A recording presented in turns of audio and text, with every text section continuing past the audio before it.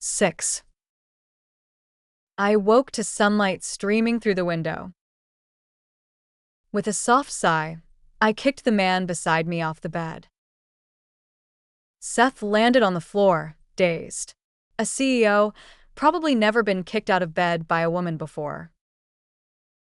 I smiled innocently, spreading my hands. Sorry, Seth. From now on, this apartment and everything in it is mine, including this bed. I gestured toward the door. Time to go. Seth's eye twitched, his gaze turning icy.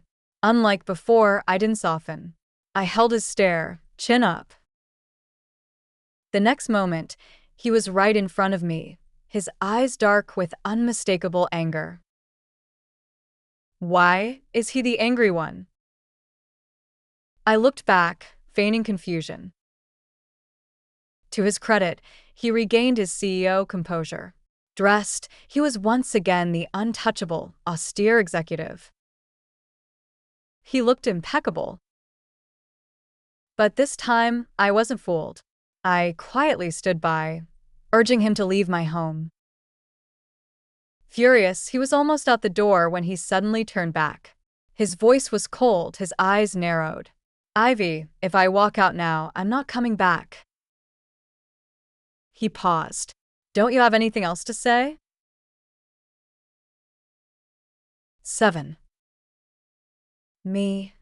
Don't let the door hit you on the way out? Seth's expression darkened further. I reached out and gently pushed him out, then closed the door. As Seth's most trusted executive assistant, I start my day at 7 a.m., preparing his schedule. Under yesterday's entries, I now added blank-faced. 8 p.m., dinner with Ms. Bennett. I made the reservation at one of his favorite upscale restaurants in his private dining room. I specifically instructed the maitre d' that, as this was a romantic dinner, the setting should be elegant, intimate, and memorable.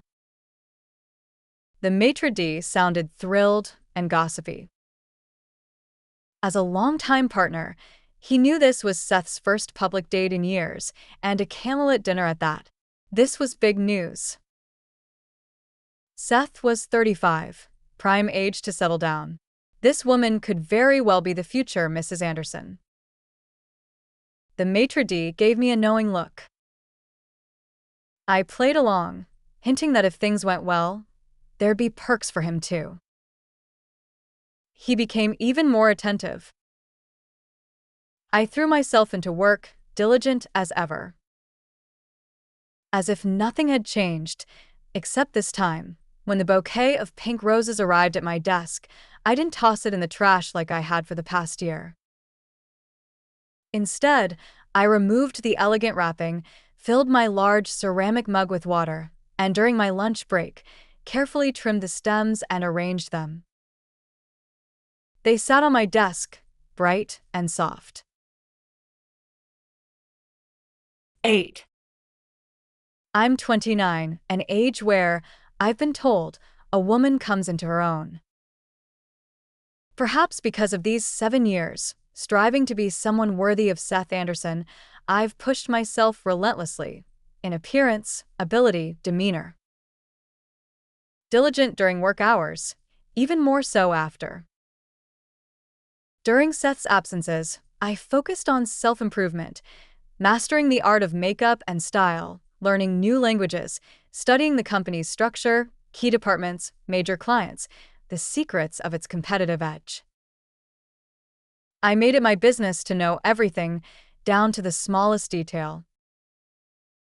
Even at 29, perhaps because of this cultivated poise, I still occasionally caught the eye of business partners during trips.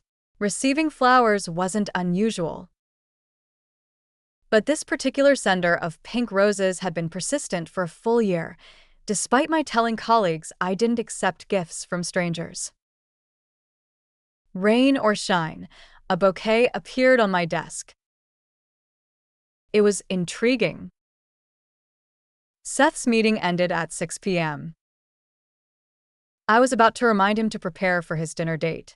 As his thoughtful assistant, just as I would prepare gifts tailored to important clients, I'd asked a contact about Ms. Bennett's preferences and sourced an exquisite diamond necklace. All to ensure Seth's date went smoothly. But as I approached his office, Brad stepped out. He looked at me, hesitated, then said, "Ivy, Seth already has a gift for Mia Bennett. You don't need to prepare anything. Also, he said you don't need to accompany him tonight. You can head home." Early dismissal? I was elated. This was an unexpected gift. Brad looked at me, sighed heavily, and said mournfully, "Ivy, don't take it too hard." Me? Brad, thank you, but I'm fine. I'm really not upset. I spoke carefully, but my words seemed to make Brad even more sympathetic. His usually narrow eyes widened with concern. "Ivy, you don't have to be strong all the time." I was at a loss for words. Then, as if remembering something, Brad glanced around, pulled me aside, and whispered, "But you know, Ivy, even if things didn't work out with Seth, when one door closes..."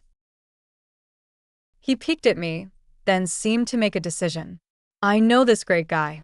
Handsome, successful, just as well off as Seth. Would you like to meet him?" 9. Well, now. Brad's eyes were shining. His usually measured tone held clear excitement. My intuition screamed that this man must be something special. Otherwise, Brad, who'd seen it all, wouldn't be this eager. I blinked, trying to restrain myself. I wanted to refuse. But then, Brad pulled out his phone, zoomed in on a photo, and held it up. The man was mature yet strikingly handsome. Strong features, fair skin, fairer than mine. Lips naturally full and red. And most importantly, he had the kind of almond-shaped eyes I'd always loved. Oh no. How could I refuse? I gritted my teeth, wanting to say no, but my mind, already clouded by his looks, stumbled. "Brad, it hasn't even been 24 hours since the breakup. Isn't it too soon to meet someone so impressive?" Brad, wearing an "I know you're heartbroken" expression, pressed on. "He's incredibly successful. CEO of the firm next door. He's in amazing shape, unlike Seth. He works out 2 hours every day." Why the comparison? Six-pack abs. And he's young. Only 26, a full 9 years younger than Seth. I looked at Brad, deeply moved. I bowed slightly. "Then I'll leave it in your hands, Brad." 10. It's not that I have no willpower. Brad was just too persuasive. After confirming my work was perfectly complete, I rushed home, did my makeup with extra care, and slipped into a crimson dress I loved but had never found the occasion to wear. I checked the time and arrived at the cozy Italian restaurant near my apartment right at 8. It wasn't as upscale as Seth's spot, but it had charm and great atmosphere. Most importantly, it was in the complete opposite direction from where Seth was having his fancy dinner. No chance of awkward run-ins. But also allows me to demonstrate to the young CEO my taste in choosing a restaurant, showcasing an elegance worlds apart from the woman currently on Seth Anderson's arm. Just as I was about to give my clever little brain a pat on the back, I realized I wasn't the only one who had this idea. So did the heiress. Ivy Moore. The moment I stepped into the restaurant, a man's voice, deep and resonant as a cello, called my name. My smile froze. I turned instinctively to see Seth Anderson walking toward me, a flawlessly dressed, elegant woman beside him.